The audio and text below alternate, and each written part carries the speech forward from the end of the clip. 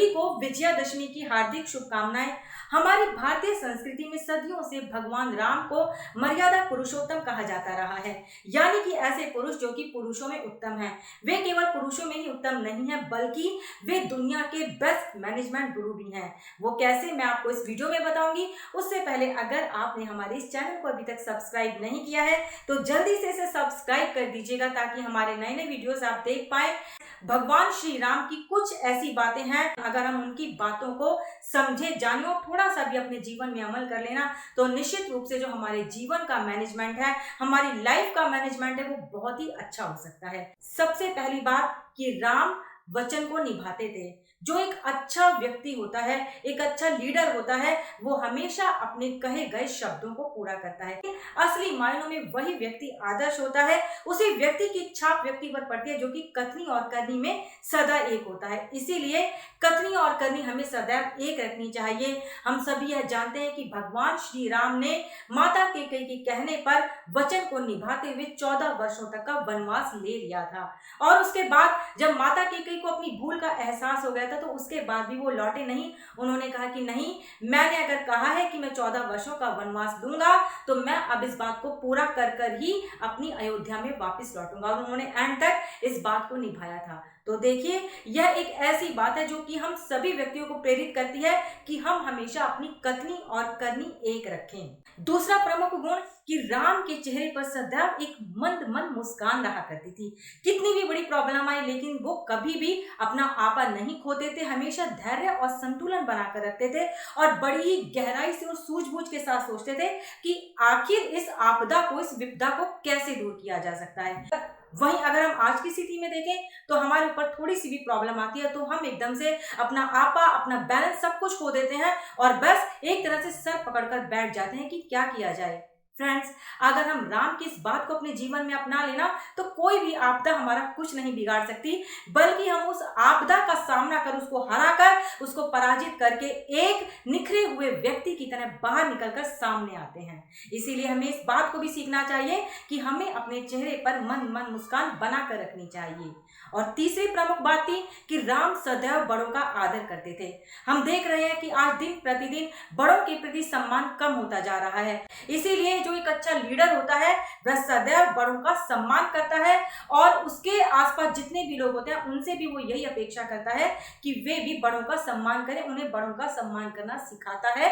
इसी से कोई भी आदर्श स्थापित होता है। राम के अंदर चौथा प्रमुख गुण यह था कि वे सदैव संघर्षों का सामना करने के लिए तैयार रहते थे।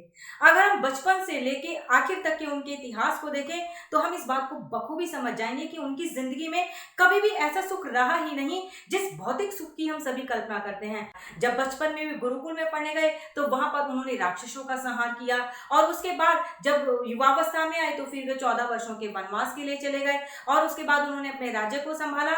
उसके बाद तरह तरह की प्रॉब्लम्स को वो सॉल्व भी करते रहे। एक प्रॉब्लम सॉल्व होती थी, फिर दूसरी आ जाती थी।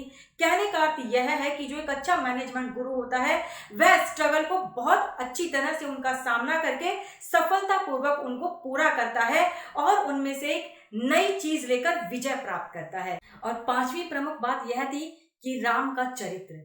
अगर आज भी उन्हें मर्यादा पुरुषोत्तम कहा जाता है तो उसके पीछे प्रमुख कारण उनका चरित्र ही है। ये अपने कैरेक्टर को, अपने चरित्र को हमें बहुत ही मजबूत बनाकर रखना चाहिए। उसे इतना मजबूत बनाकर रखना चाहिए, बिल्कुल राम की तरह, कि कितनी भी मुसीबतें आए, लेकिन उन मुसीबतों का हम सामना करें और अपने चरित्र के साथ रहकर उनका मुकाबला करें। जो कैरेक्टर है वो एक मैनेजमेंट गुरु के लिए बहुत ही अहम होता है। इसीलिए अगर हम सभी व्यक्ति अपने चरित्र को बहुत अच्छा बना कर रखते हैं तो देखा जाए तो हम अपनी बहुत सारी लाइफ की चीजों को अच्छे से मैनेज कर लेते हैं।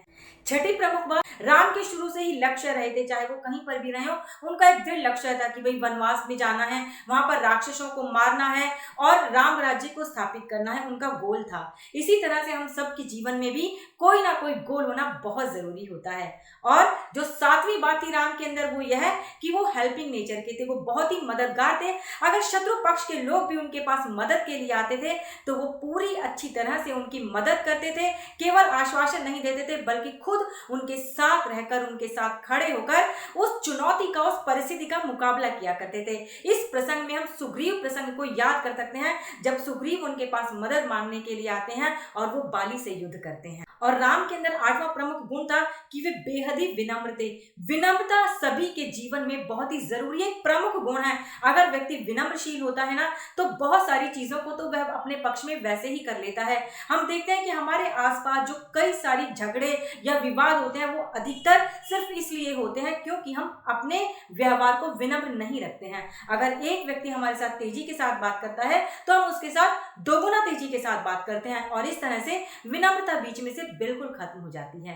अगर हम विनम्रता को बरकरार रखें, विनम्रता को बनाए रखें ना तो हम हर जगह के साथ साथ अपने पूरी लाइफ के प्रबंधन को बहुत अच्छी तरह से कुशल बना सकते हैं। और नौवीं प्रमुख बात जो राम के जीवन से हम सीख सकते हैं फ्रेंड्स वो यह है कि कम रिसोर्सेज में किस तरह से लाइफ को बेस्ट और अच्छा बनाना है।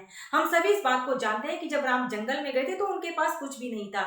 उनके पास जंगल में जो भी सामग्री हो सकती थी उसी रिसोर्सेज का प्रयोग करके उन्होंने अपने लिए बेस्ट अवसर पैदा किए। चाहे वो उन्होंने समुद्र को पार करना हो, हनुमान से मुलाकात हो और भी बहुत सारी, चाहे राक्षसों को मारना हो, उन्होंने लिमिटेड संसाधनों के साथ ही अपने बुद्धि, कौशल और चातुर्य का प्रयोग करके उनका बहुत ही अच्छी तरीके से प्रयोग किया।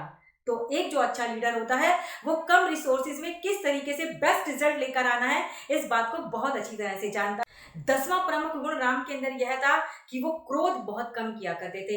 एक तरह से जो एंगर और क्रोध होता है वो दूसरे को तो बाद में जलाता है, हमें खुद को पहले जला देता है। क्योंकि जब हम एंग्री होते हैं, गुस्सा हो जाते हैं तो जो हमारे अंदर के हार्मोन होते हैं वो नेगेटिव तरीके के केमिकल्स उत्पन्न करते हैं और उस समय जो हमारा दिमाग होता है वो काम करना बंद कर देता है और हम काम को उल्टी दिशा में ले जाते हैं, प्रॉब्लम्स को और बड़ा कर देते हैं। इसीलिए हमें अपने गुस्से पर काबू रखना चाहिए। ऐसा करके हम अपने जीवन में, चाहे नौकरी है, फैमिली है, समाज है, हर जगह पे एक बहुत ही अच्छा बैलेंस और संतुलन बनाकर रख पाएंगे और यकीनन कामयाबी और तरक्की भी खूब पाएंगे। उम्मीद करती हूँ आपको आज का यह वीडियो पसंद आया होगा। मैं जल्दी ही मिलती हूँ आपसे किसी नए विषय के साथ। Thank you.